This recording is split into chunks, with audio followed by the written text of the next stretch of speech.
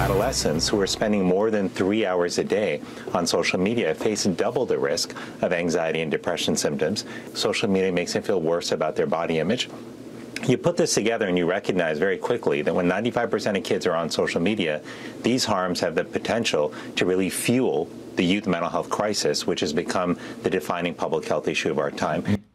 That's the Surgeon General there. In tonight's Common Ground segment, we talk about a bipartisan effort to protect children and teens using social media. Joining us tonight, Pennsylvania Democratic Senator John Fetterman and Alabama Republican Senator Katie Britt. Thanks for being here. I don't think we've had to adjust the chairs as much as between 6'9" and 5. I'm not sure. Right. 5'4". Tell me about this effort, bipartisan effort, Senator Britt, about a warning label, essentially, on social media. Absolutely. Well, you heard the Surgeon General himself just say it. When children are on social media, their rate of anxiety and depression increases. We know our kids aren't on social media for minutes or even a few hours. They're on social media on average 5 hours a day. Knowing what we know, it's imperative that we give people a proper warning to say, you know, here are the challenges that are presented. And then ultimately, one thing we're really proud about our bill is it also gives people access to help. So when people find themselves in a mental health crisis, our bill says there has to be a link that shows people how to get help in the face of that. And it really is the defining issue right now for our children. And it's important that we do something. Doing nothing's not an option. Why is it important, Senator Fetterman? Well, I think it's very important. It's actually more than anything. It's common sense. It's what a parent would want that. If you have a person that's spending hours and hours every day with one of your kids, you would want to know who that person is about and whatever. But social media, children are spending hours out of their day around this and immersing themselves there. And I think it's fairly common sense to have the kind of appropriate warnings on that. And I've witnessed that with my own children and the negative kind of impact that it's had on them, even in myself in that too. And I think my colleague and I are talking, between us we have 5 children, and it's a conversation that we would be having as a parent, let alone as a senator. So I think it's an entirely appropriate conversation that we should be having at a national level. Is there more that should be done? This is a warning label, and it takes kids to help if they need it. But there seems to be this discussion about social media and online presence a lot more on Capitol Hill.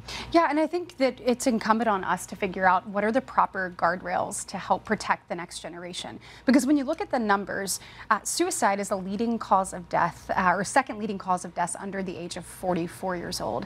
When you look at what's happening to our young people, the rate of depression is more than doubled just between the years of 2011 and 2019. And Brett, when you look at what we've just received with regards to young women, 1 in 3 high school young women said she actually considered taking her own life. And then 9% of our high school population, so 9 out of 100, said they actually attempted death by suicide. And so John and I are approaching this not just as senators, but as parents. And we believe that parents need all the information. Yeah, I mean, when I was that age, if you wanted to see really bad and negative things, you could just go into the bathroom wall written. But now you can just pick it up a phone and see that, yeah. And it's piped right to your eyes, and you can take this in, and it's dangerous, and it creates a situation that, and find anybody that it's like, hey, I just spent an hour on social media and I feel better about the world and about myself better on that. I've never met one, but if there is one, I'd like to meet them. Absolutely, and this is a bipartisan issue. This isn't Democrat or Republican. This is an American issue, and it's one that we've got to get ahead of because it's already ahead of us. I'm interested in how this relationship started. You guys are both freshman senators together. Senator Fetterman, you were being treated at Walter Reed National Military Medical Center, inpatient treatment for clinical depression after your stroke, and here in town, and you had a visitor from Senator Britt. Yeah. And you established a relationship? Well, yeah, our relationship kind of started. It's like, we had the whole spouse, and it was like orientation, and it's like, this is a guy that's bigger than me, and we just kind of clicked at that point and developed a friendship. And then, yeah, she visited me at Walter Reed, and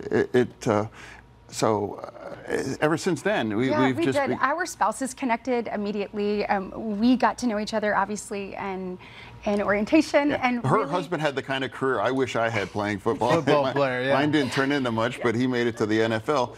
But yeah, they're just wonderful people. And we feel the same way. It never came about the politics or what team that you're in. It's just about, like, hey, working for what's, I think, better for America, and that's kind of why we're here today, that same kind of conversation. And I think John and I both believe if you share a common goal, you have a duty to the people you serve to get in a room and figure out a pathway forward. And getting to know him on a personal level and Giselle, they are wonderful people. And then, when you get to the Senate, they put you in the basement of the Dirksen building. Yeah. With cinder block walls, no windows and a lack of air conditioning. Yeah, that terrible office in the basement of Dirksen. And we were down there together. And so also trying to navigate the Senate and the ups and downs of, serving the constituent that you love and you're so honored to serve, also being a parent.